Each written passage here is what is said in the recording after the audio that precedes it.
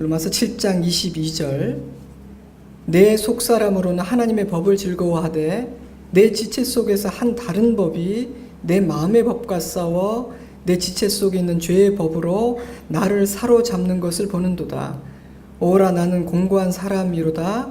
이 사망의 몸에서 누가 나를 건져내랴. 로마서 7장을 통해 사도 바울은 죄와 씨름하는 그리스도인의 모습을 묘사합니다. 물론 이것은 바울 자신의 고백이기도 하죠. 로마서는 하나님께서 사도 바울에게 주신 계시이기도 하면서 동시에 거듭난 그리스도인으로서 그가 겪어야만 했던 고뇌와 고통스러운 씨름의 산물이기 때문입니다.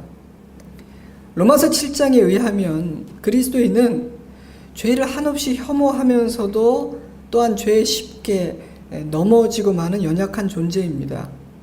이제 더 이상은 과거처럼 죄 짓는 것을 즐거워하고 즐기지는 못하지만 굳건한 믿음을 가지고 매 순간 죄와 싸우지 않으면 아차하는 순간 넘어지고 마는 연약한 존재입니다. 때문에 그러한 딜레마 안에서 살아가는 하나님의 사람들은 오라 나는 공고한 사람이로다. 이 사망의 몸에서 누가 나를 건져내랴 탄식하게 되고요. 그 모든 짐을 벗고 자유하게 되는 아버지의 집에 이르게 되는 날을 진실로 사모하게 됩니다. 이 세상의 풍랑과 내면에서 일어나는 치열한 싸움으로부터 자유로워지기를, 그리고 사모하고 사랑하는 그 예수 그리스도와 온전히 하나가 되고 연합하여 함께 사는 그날을 간절히 사모하는 소망이 있기 때문이죠. 이처럼 로마서 7장은 하나님의 백성으로 거듭났지만 여전히 이 땅에서 살아가야 하는 성도들이 날마다 마주하게 되는 현실을 적나라하게 묘사하고 있습니다. 그러나 로마서 7장이 거듭난 그리스도인의 삶에 대해 모든 것을 다 말해주고 있는 것은 아닙니다. 때문에 우리는 이어지는 8장을 통해 사도 바울이 진짜 이야기하고 싶은 그 본질까지, 그 깊은 곳으로까지 들어가야만 합니다. 로마서 8장 1절 그러므로 이제 그리스도 예수 안에 있는 자에게는 결코 정죄함이 없나니 이는 그리스도 예수 안에 있는 생명의 성령의 법이 죄와 사망의 법에서 너를 해방하였음이라. 그런 딜레마에 빠질 수밖에 없는 우리의 연약함과 한계를 누구보다도 잘 아시는 하나님은 예수 그리스도를 통해 우리를 죄와 사망의 법으로부터 해방시키셨습니다. 때문에 바울은 그리스도 예수 안에 있는 자에게는 이제 이날부터 결코 정죄함이 없다고 분명하게 선언합니다. 1절과 2절에서 그리스도 예수 안에 있는 이라는 표현은 두 번이나 강조됩니다. 지금부터 설명하고자 하는 그리스도인의 새로운 삶이 가능한 이유, 새로운 삶의 기초, 새로운 삶에 대한 소망은 우리의 수고나 노력에 의해서가 아니라 예수 그리스도께서 우리를 위해 행하신 일 위에 서 있다는 사실을 강조하기 위해서죠. 이어지는 3절과 4절 말씀은 그러면 도대체 하나님께서 그리스도를 통해 어떤 일을 행하셨는지에 대한 구체적인 설명입니다.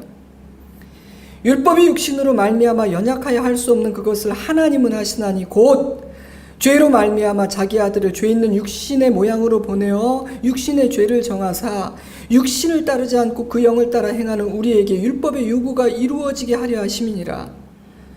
우리가 전혀 죄를 짓지 않는 존재라거나 아무리 털어보아도 먼지 하나 나지 않는 완벽한 존재이기 때문에 정죄받지 않는 것이 아닙니다. 하나님께서 예수 그리스도와 함께 우리를 위해 행하신 그 일 때문에 예수 그리스도 안에 있는 자는 더 이상 죄와 사망의 법으로 판단을 받지 않게 되었다는 것입니다. 바울이 말하는 그리스도 예수 안에 있는 자는 예수님의 죽으심과 연합함으로 다시 태어난 사람입니다. 로마서 6장 11절에서는 자신을 죄에 대해서는 죽은 자요 예수 안에서 하나님께 대하여는 살아있는 자로 여기는 사람이라고 표현했죠. 즉 그리스도 예수 안에서 자기 인식과 정체성이 바뀐 사람을 뜻합니다. 왜냐하면 이제는 예수 그리스도라는 렌즈로 자기 자신을 새롭게 인식하게 되었기 때문입니다. 정죄함이 없다라는 표현은 법률적인 용어인데요. 이제 더 이상 갚아야 될 빚이 없다. 받아야 될 벌이 하나도 남아있지 않다라는 의미입니다. 왜냐하면 그리스도께서 자신의 생명을 주심으로 우리가 치러야 하는 모든 죄의 값을 깨끗하게 지불하셨기 때문입니다. 그러므로 그리스도 예수 안에 있는 자들에게는 너 왜 내게 진 빚을 갚지 않느냐라고 큰 소리치며 우리를 붙들고 요구할 채권자도 없으며 하나님의 법정에 다시 세울 수 있는 고소자도 존재할 수가 없습니다. 만약 누군가가 그리스도 예수 안에 있는 하나님의 자녀를 하나님 앞에 고발한다면 그것은 그리스도께서 그를 위하여 행하신 모든 일을 멸시하는 심각한 행위입니다. 왜냐하면 예수 안에 있는 자에게는 결코 정죄함이 없다고 하나님께서 이미 분명하게 선언하셨기 때문이죠. 요한복음 8장 10절, 예수께서 일어나서 여자 외에 아무도 없는 것을 보시고 이르시되 여자여 너를 고발하던 그들이 어디 있느냐? 너를 정죄한 자가 없느냐? 대답하되 주여 없나이다. 예수께서 이르시되 나도 너를 정죄하지 아니하노니 가서 다시는 죄를 범하지 말라 하시니라. 여인에게 죄가 없었기 때문이 아닙니다. 우리가 아는 것처럼 그녀는 간음하다가 현장에서 잡힌 현행범이었으니까요. 그럼에도 불구하고 그녀가 정죄받지 않은 이유는 예수님이 그녀의 죄값을 지고 십자가에 달리실 것이기 때문이었습니다. 그녀의 모든 죄값을 예수께서 지불하심으로 그녀를 죄와 사망의 법의 정죄함으로부터 자유하게 하실 것이기 때문이었습니다. 그리스도 예수 안에 있는 자들에게는 결코 정죄함이 없다는 말씀은요, 그리스도께서 나를 위해 행하신 일을 믿음으로 받아들이고 그 믿음 안에 거하는 자는 절대적인 하나님의 호의를 입게 된다는 뜻입니다. 그래서 어떤 학자는요, 이런 시편이 같은 의미라고 표현했어요. 여호와는 내 편이시라. 내가 두려워하지 아니하리니 사람이 내게 어찌할까. 여호와께서 내 편이 되사 나를 돕는 자 중에 계시니 그러므로 나를 미워하는 자들에게 보응하시는 것을 내가 보리로다. 하나님이 우리의 편이 되셔서 자녀된 우리를 사랑하시고 변호하고 계시기 때문에 사단은 하나님께 우리를 고발하거나 정죄할 수가 없다는 거예요. 그러므로 바울은 지금 바로 이것은 그리스도 안에서 거듭난 모든 사람에게 허락되는 놀라운 은혜라고 가르쳐주고 있는 것이죠. 바울은 왜 이처럼 이 복음의 기본적이고 본질적인 이 내용, 하나님께서 그리스도와 함께 이루신 이 일을 또다시 설명하고 있는 것일까요? 그 이유는 8장에서 7장에서 다룬 바 있는 성도의 딜레마를 새로운 차원, 새로운 관점으로 다루려고 하기 때문입니다. 사도 바울은 8장을 통해 여전히 죄와 싸워야 하고 때로 넘어지고 패배하기도 하지만 그리스도 예수 안에서 거듭난 하나님의 사람들은 더 이상 법이라는 차원에서 살지 않고 하나님과의 관계라는 차원에서 살게 되었다고 주장합니다. 2절 말씀은 그 사실을 이제 우리는 죄와 사망의 법에서 해방되어 생명의 성령의 법 안에서 살게 되었다라고 표현했습니다. 그러므로 이제는 결코 정죄함을 받지 않는 하나님의 자녀로서 7장을 바라보아야 된다는 것이죠. 우리 안에서 일어나는 영적인 싸움을 바라보아야 한다는 것입니다. 바울이 이렇게 큰 소리로 외치는 이유는 사단은 우리가 죄에게 질 때마다 우리의 가장 본질적인 그 뿌리, 우리가 하나님의 자녀되었다는 그 사실까지도 흔들고 의심하게 만들기 때문입니다. 우리는 이미 예수 안에 있는 생명의 성령의 법 아래 살고 있으며 그 어떤 것도 우리를 그리스도의 사랑에서 끊어낼 수 없음에도 불구하고 사단은 우리가 넘어지고 흔들릴 때마다, 즉 로마서 7장의 딜레마에 다시 빠지게 될 때마다 우리를 끌고 멱살을 잡아 죄와 사망의 법 아래로 끌고 가려고 합니다. 때문에 바울은 이미 우리에게 이루어진 일들에 대해 설명하며 그리스도께서 이루신 이 일을 믿음으로 받아들이고 있는지를 확인하라고 부탁합니다. 너의 삶의 기초가 하나님께서 예수 그리스도를 통하여 이루신 그 일 위에 서 있는지를 확인해야 한다고 말하고 있습니다.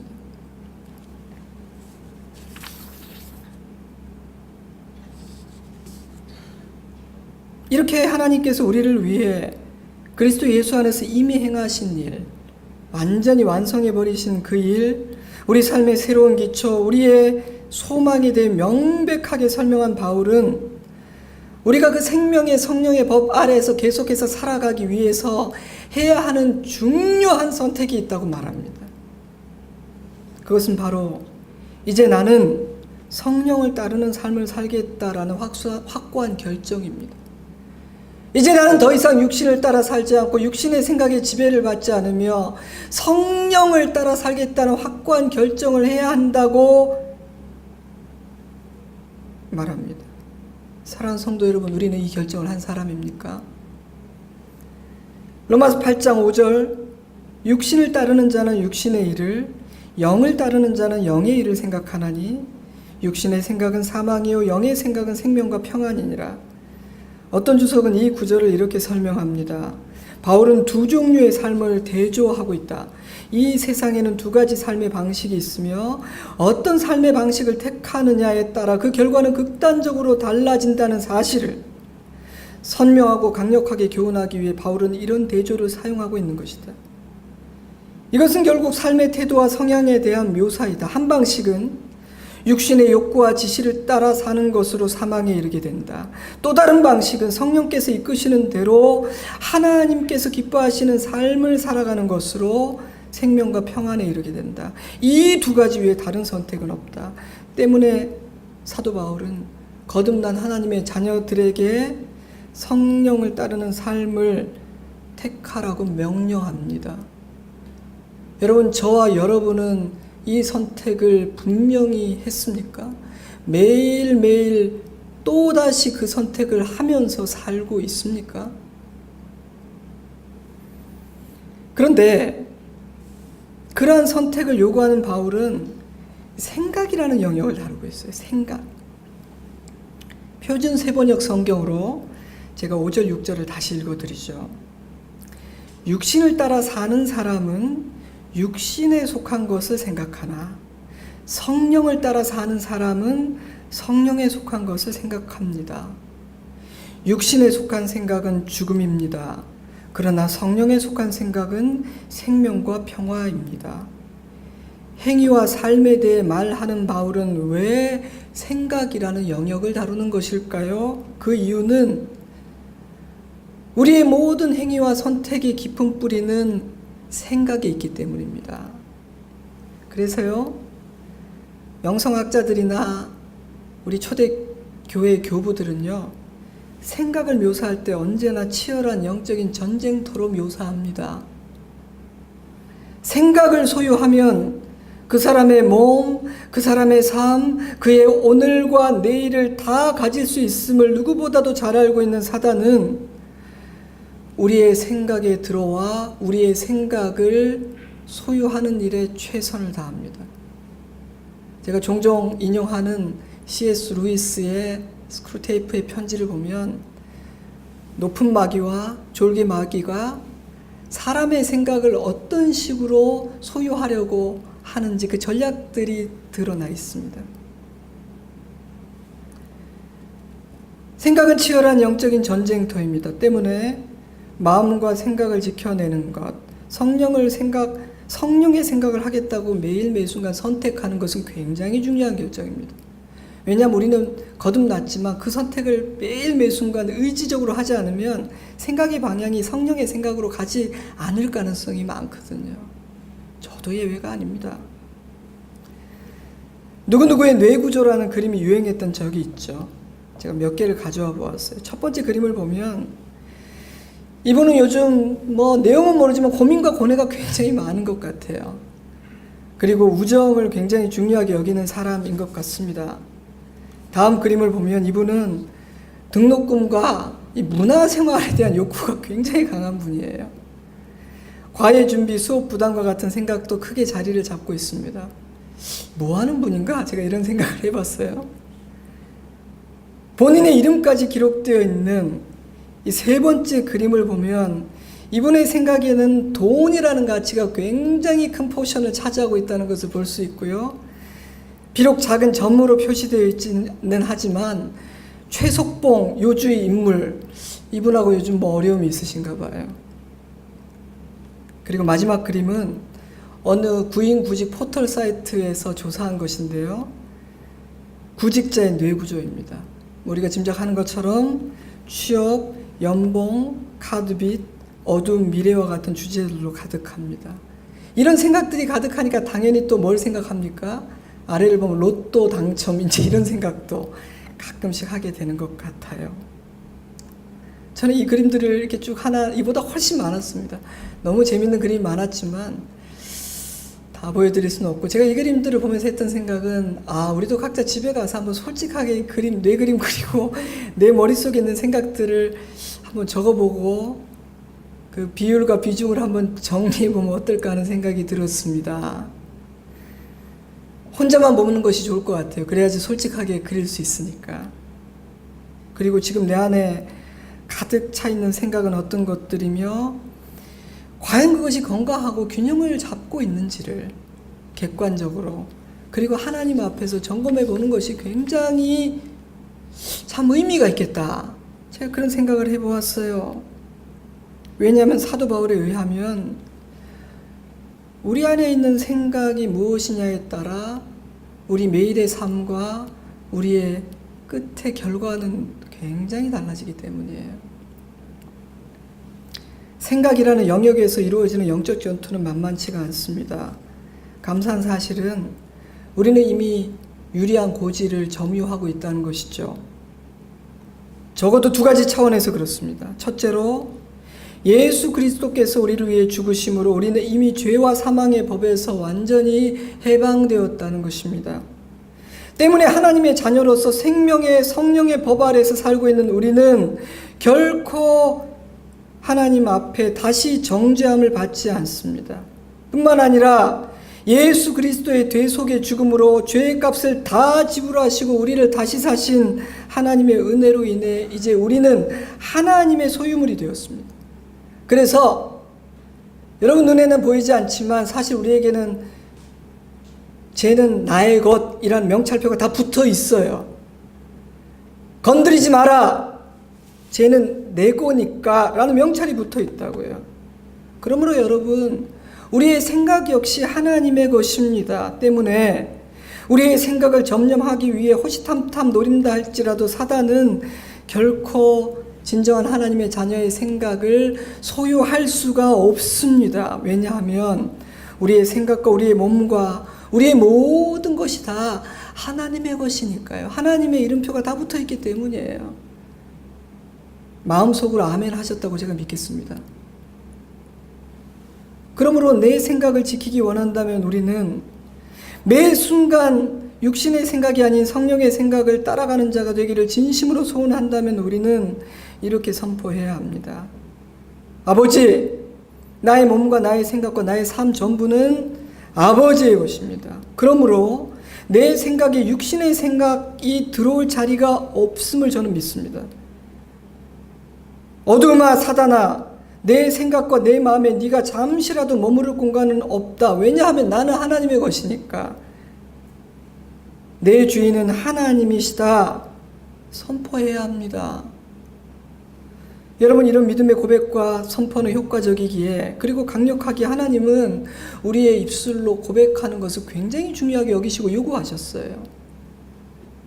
자, 둘째로 우리가 유리한 고지에 있는 이유는 성령 하나님께서 우리와 함께 하시기 때문입니다. 고뇌하는 그리스도인을 묘사한 7장과 소망 가운데 고난마저도 이겨내는 성도의 삶을 묘사하는 8장의 차이는 성령 하나님의 역사입니다. 그래서 8장은요, 성령의 장이라고도 불리죠. 죄와의 싸움은 솔직히 우리들의 힘과 의지만으로는 감당하기 어려운 힘겨운 싸움입니다. 너무너무 영의 생각을 하고 싶지만 우리는 아주 쉽게 육신의 생각에 넘어지고 사로잡혀 버리고 말거든요.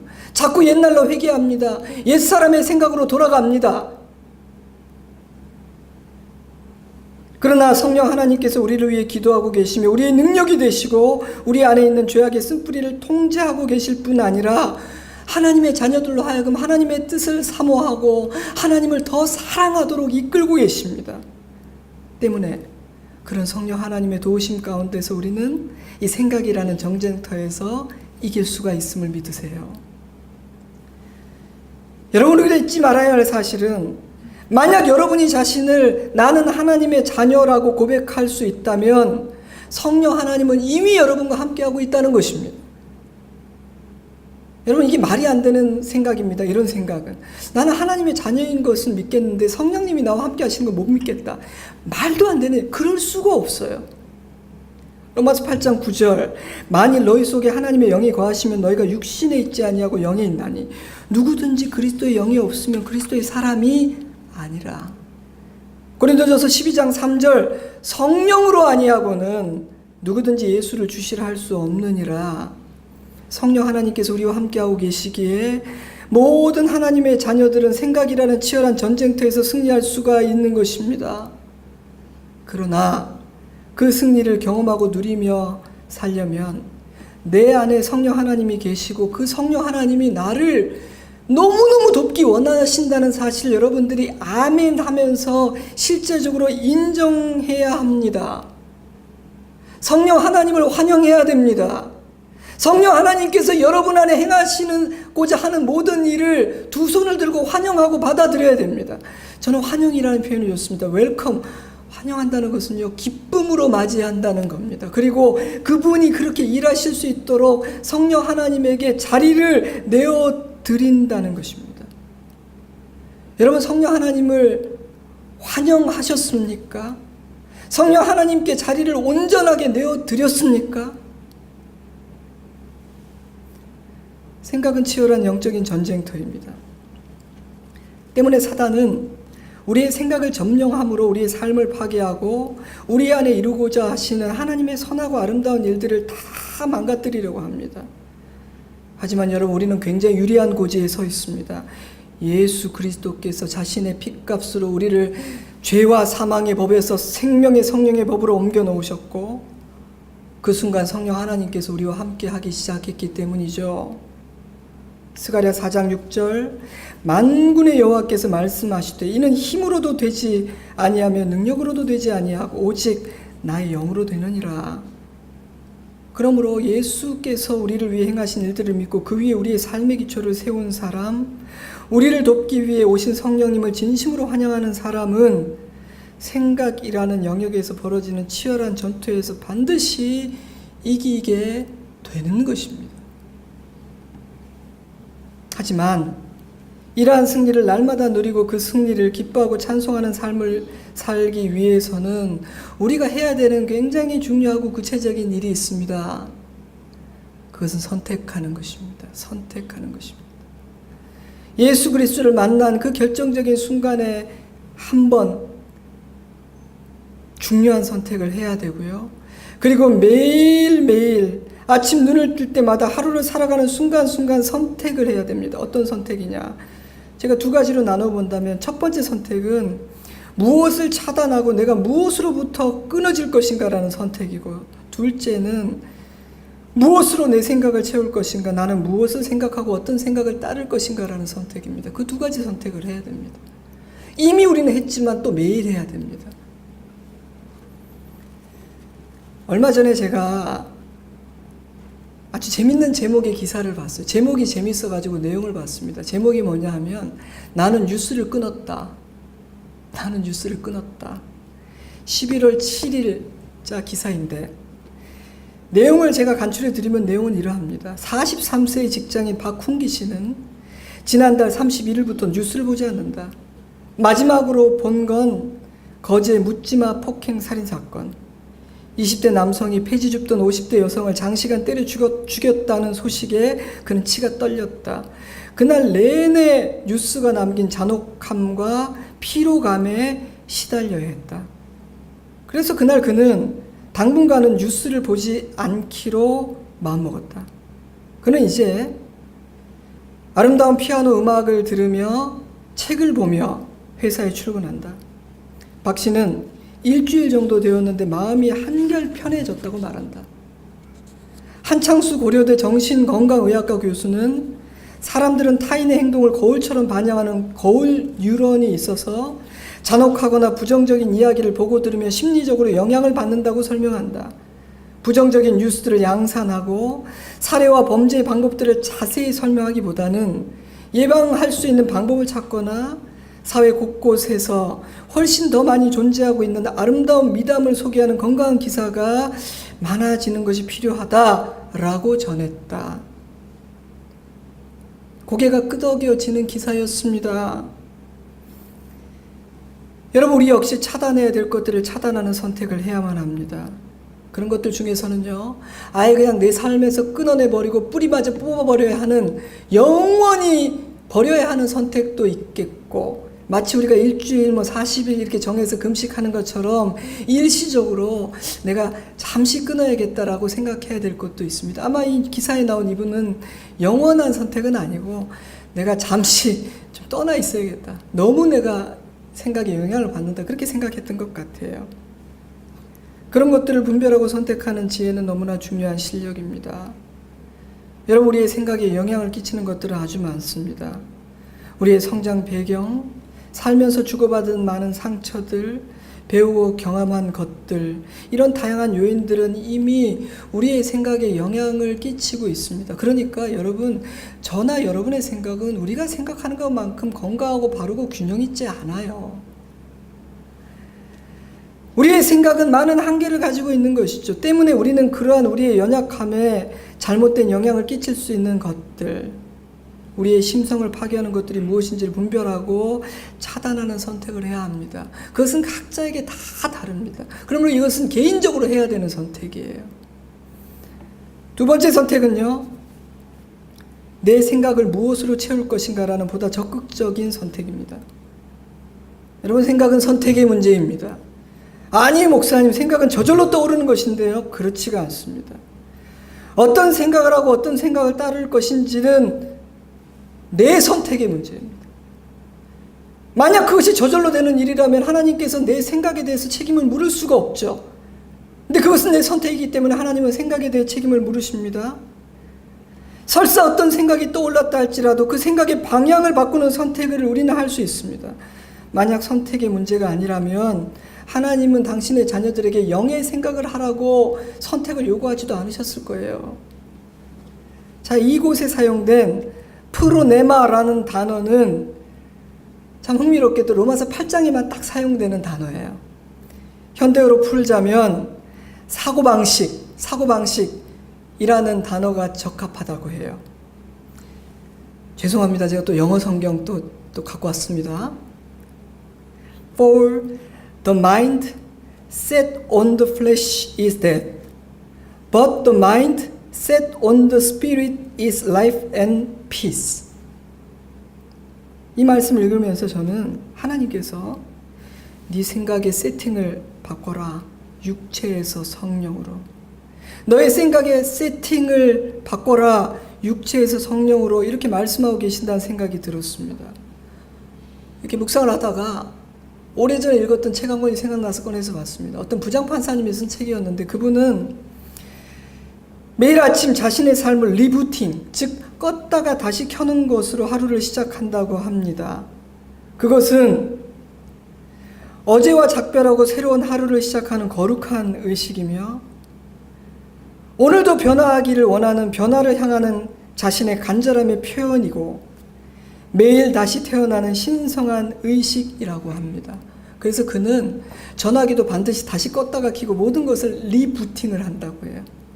굉장히 저게 인상적이었어요. 근데 6절 말씀을 보니까 하나님은 리부팅이 아니라 리셋하라고 말씀하고 계신 거예요.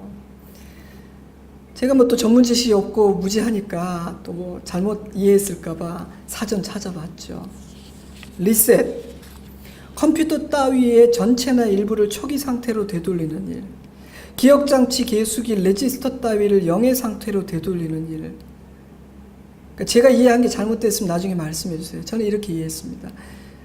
싹 다 지우고 새로 시작하라는 뜻이에요. 그렇구나.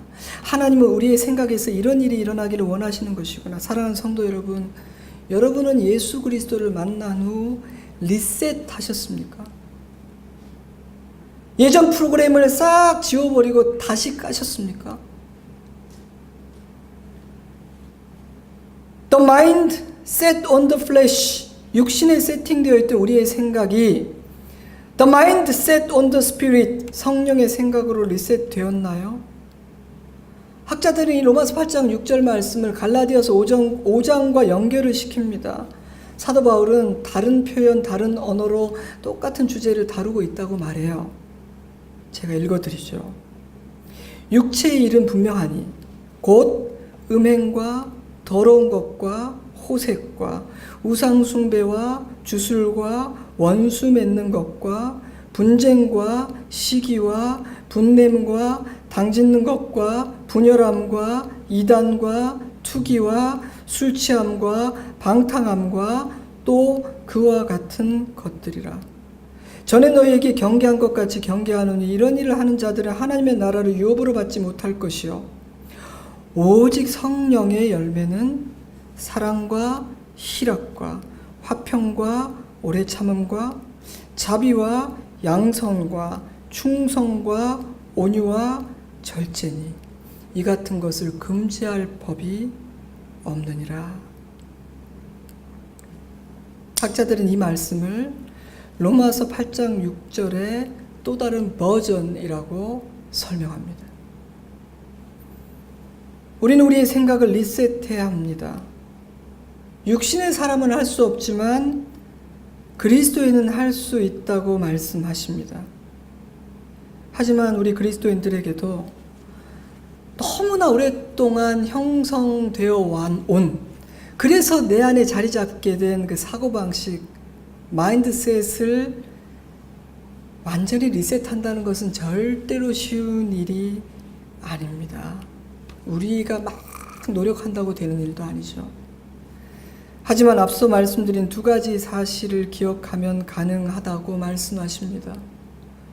하나님께서 예수 그리스도와 함께 우리를 위해서 이루신 그 일 위에 우리의 삶을 세워두고 그 안으로 들어가면, 그리고 우리를 돕기 위해 보내신 성령 하나님을 환영하고 그분이 우리 안에 행하시고자 하는 그 일을 환영하고 기뻐하면 가능하다고 말씀하십니다.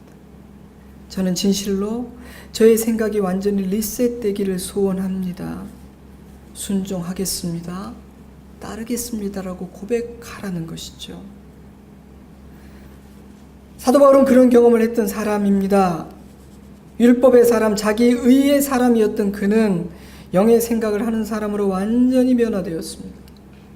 언젠가 소개해드렸던 페이버라는 책의 주인공인 하형록 회장, 그분 역시 그런 변화를 경험했던 사람이죠. 그는 자신의 판단과 노력만을 의지하며 살아가던 사람이었습니다.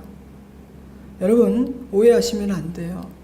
육신의 생각이라는 것이 막 머리에 뿔난 되게 못된 생각만을 뜻하는 게 아닙니다. 누구를 죽이려는 생각, 방탕한 생각, 막 음란한 생각, 이런 것만이 육신의 생각이 아니에요. 자신의 판단과 수고만을 의지하는 삶은 육신의 생각을 따르는 삶이에요. 그런 차원에서 하영록 회장은 육신을 따르는 삶을 살았던 사람이라고 고백합니다. 그는 크리스찬이었고 목사의 아들이었음에도, 하지만 하나님의 은혜를 경험한 이후 그분은 페이버의 삶을 살게 되었다고 고백합니다. 그는 이제 은혜 안에서 살아갑니다. 그는 자신이 바람을 만들어내려고 하거나 죽도록 날개를 퍼덕이고 애쓰는 삶을 하나님의 발 앞에 내어 던지고 주님께서 주시는 바람을 기다리며 어떤 바람을 주시든지 온전히 순종하는 삶을 살아갑니다. 제게 참 인상적이었던 것은요, 그는 자기는 조금 개선이 됐다거나 약간 달라진 것이 아니라 완전히 다른 차원의 삶으로 들어가서 새로운 삶을 살게 되었다고 고백을 해요. 놀라운 일 아닙니까? 사실 저나 여러분은 약간 개선되는 것도 원하잖아요. 그것도 쉽진 않으니까. 근데 이분이 우리에게 제시하는 새로운 삶은, 내가 이 책을 쓰는 이유는 여러분이 그렇게 조금 나아지고 약간 달라지는 삶을 사는 것에 만족하지 않고 하나님께서 우리를 위해서 예비해 두신 전혀 새로운 차원의 삶으로 들어가기를 원하는 마음으로. 내가 책을 안 쓰고 내 이야기를 안 하려고 했지만 여러분도 내가 누리는 이런 은혜를 누렸으면 싶어서 이 책을 쓴다고 고백을 하고 있더라고요. 무슨 뜻입니까? 나는 약간 달라진 것이 아니라 차원이 달라졌다. 리셋 됐다는 거 아니에요? 리셋. 말씀을 맺겠습니다. 육신의 생각은 사망이요 영의 생각은 생명과 평안이니라. 영의 생각을 하고 영의 생각을 따르기로 결정하는 순간 우리는 생명과 평안으로 들어가게 됩니다. 영의 생각은 성령의 다스림 안에 있을 때 가질 수 있는 생각입니다. 성령의 다스림 안에 들어가면 저절로 영의 생각을 하게 됩니다.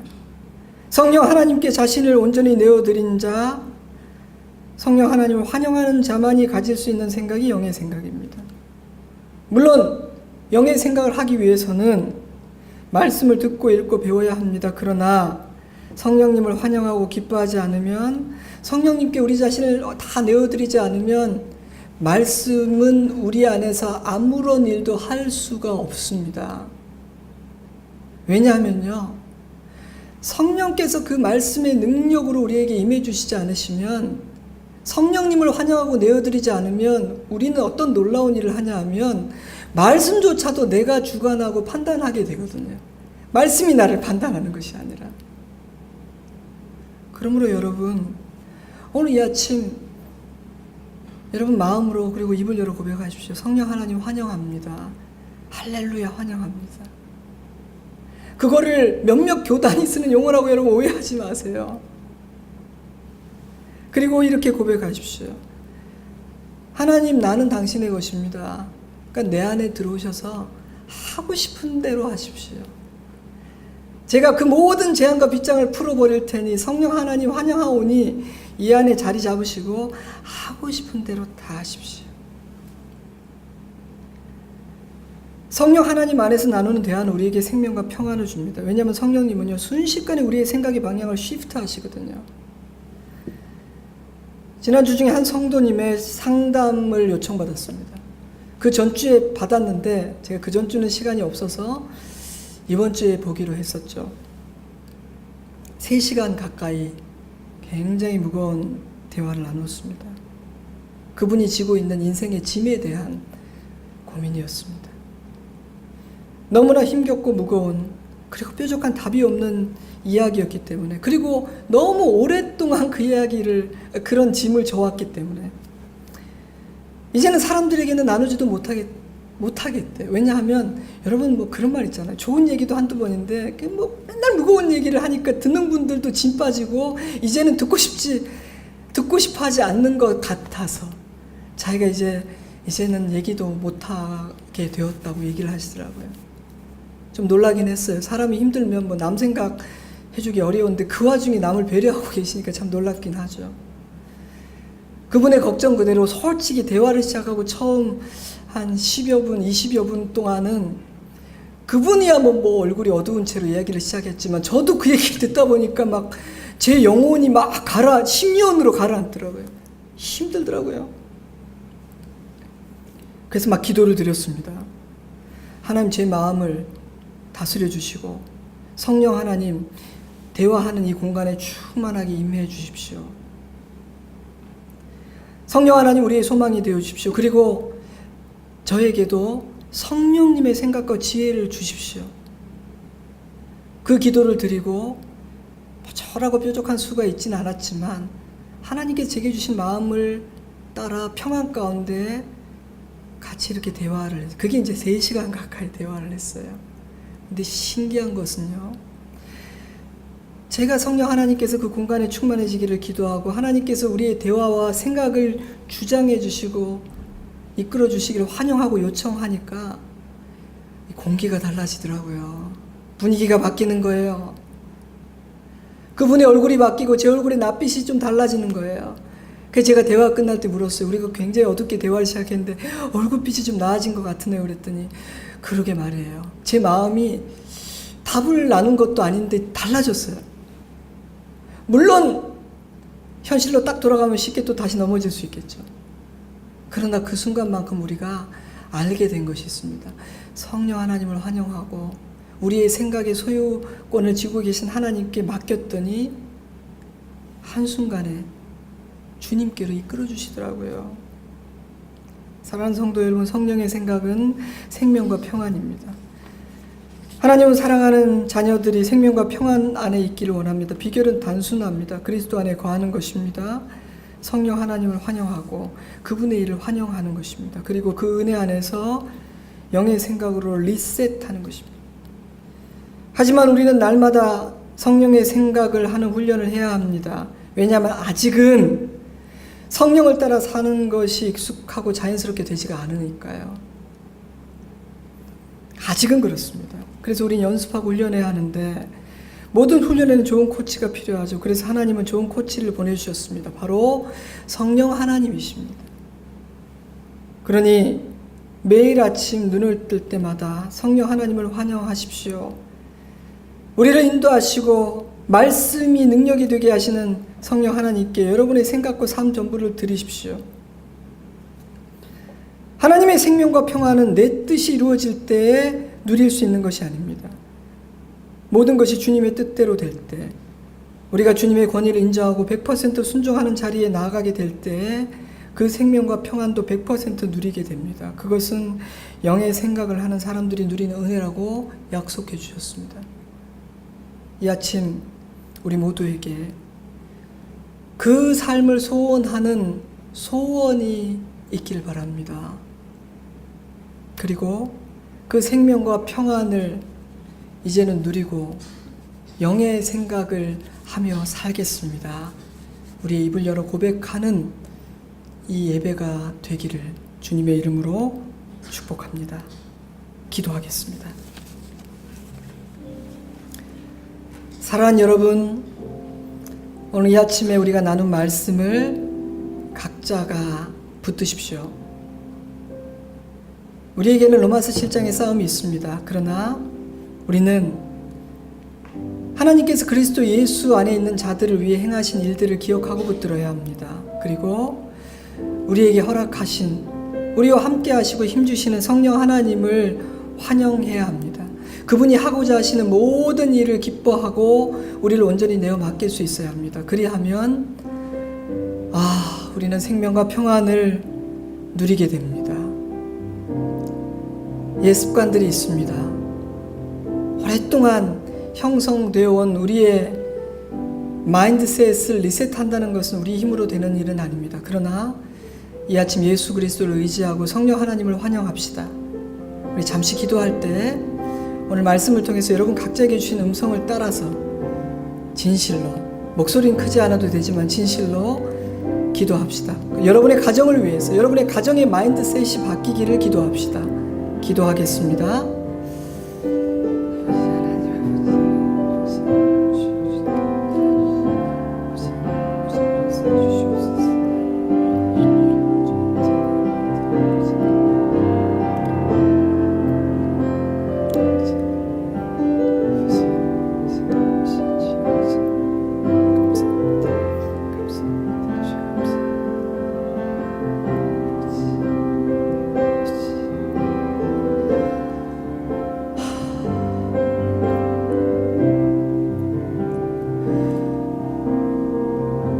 좋으신 하나님 감사합니다.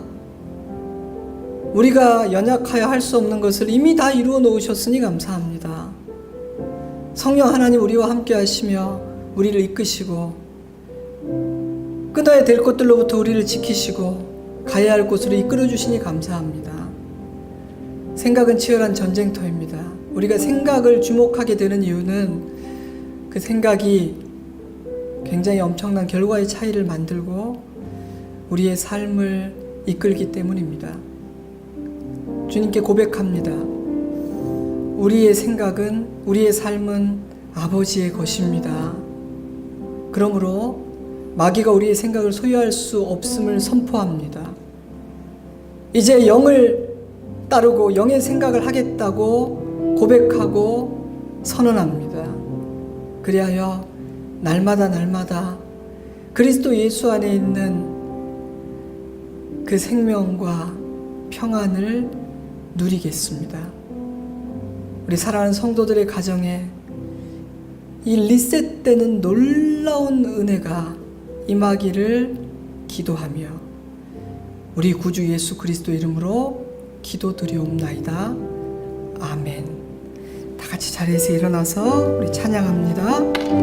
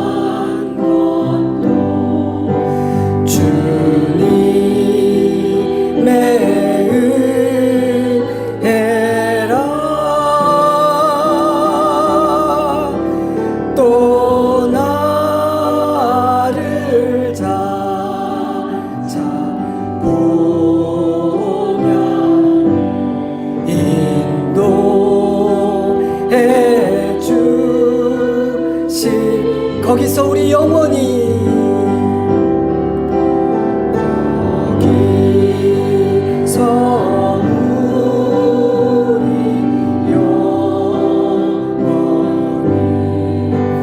주님의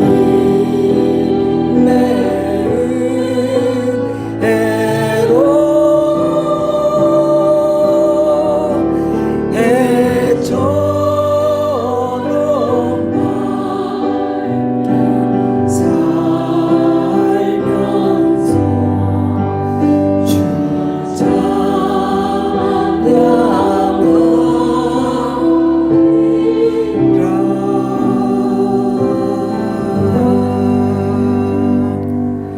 지금은 우리 구주 예수 그리스도의 은혜와 하나님 우리 아버지의 깊고 크신 사랑하심과 성령 하나님의 도우시고 이끄시는 놀라운 은혜와 능력의 역사하심이 우리 위에 그리스도 예수 안에서 이루신 하나님의 일을 믿고 감사하고 성령 하나님을 환영하며 우리 안에 이루고자 하시는 모든 일 다 이루시라고 우리의 모든 것 성령 하나님께 내어드린 사랑하는 주의 자녀들과 그 가정 위에 우리 좋은 씨앗교회 위에 곳곳에 세우신 하나님의 존귀한 교회들 위에 그리고 이 나라의 민족 위에 이제로부터 영원토록 함께 하시옵기를 간절히 축원하옵나이다. 아멘.